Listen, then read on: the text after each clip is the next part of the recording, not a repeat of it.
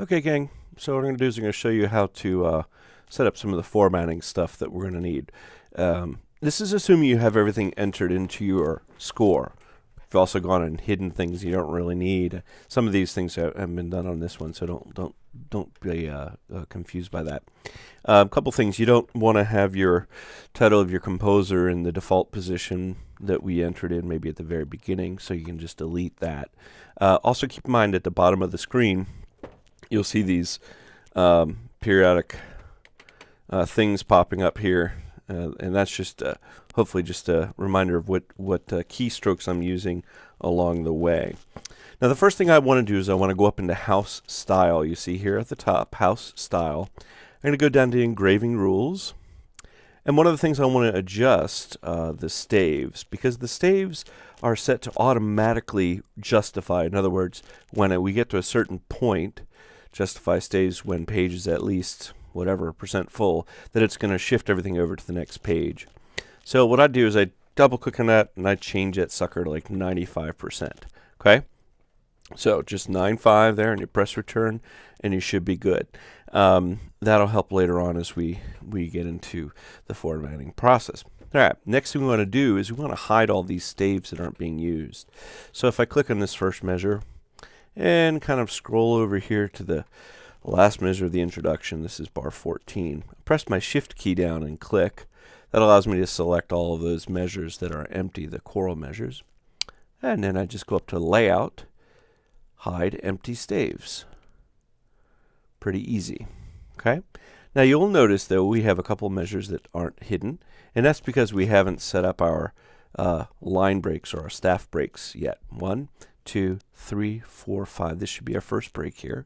So I just click on that bar line. You see it turns purple. Press my return key. All right. 1, 2, 3, 4, 5. That should be correct. All right. 1, 2, 3, 4, 5. That's good. Now the next step. Remember on our score in the third staff line down, the last bar is a double bar line. We click on the bar line, go up to Create. Under Create, we have bar line, and we're looking for double. Gives us a nice double bar line, right? Now in our original score that we're drawing from, this staff is shifted down. It's a little bit lower than where it's located right now. So if we just click and drag the staff here, the soprano part here, it's just going to try to move just that soprano part. So what we have to do is press Shift, click to select this whole staff body, and then we click drag so that we can move it down. I'm going to go and check my engraving rules real quick and make sure I have enough latitude to move things around. I got 95%.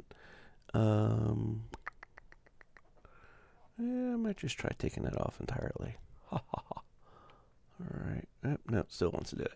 So it might just be that I need to move this guy up a little higher and give myself a little more space down here. So you can kind of play around with combinations of things. Alright? Alright, so now we have our staff line in the right place. Now I'm going to click here on the grand staff or the bracket here.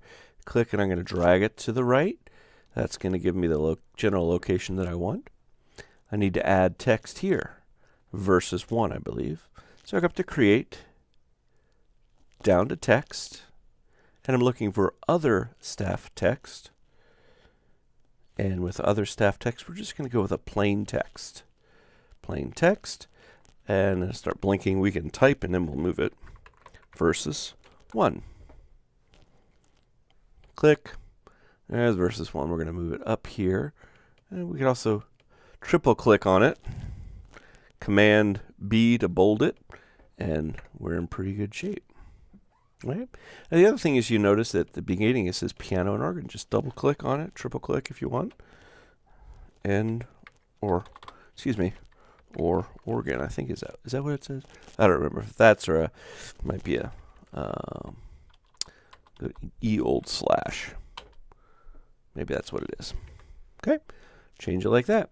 And last but not least, our title information here. Again, we're going to use our Create. Go down to Text.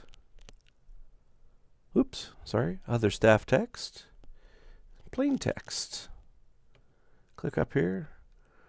Let's see where it went. Bleep, bleep. Start typing. Sometimes you lose track of where these suckers go. We'll undo. Try once again. Text. Other staff text. Plain text. New. Alright, I'm just going to click there. J. Oop. Always do that. Bach. Okay, good. We can now click JS Bach and put it up there. And then another cool little trick is to hold down your Option key and then click again. If that's highlighted, whatever's highlighted, if you press Option and then click, it'll duplicate it and place it wherever your mouse pointer is. Christ login Todes Banden Dunden den da. And we're golden. Command save that puppy, and you should be good.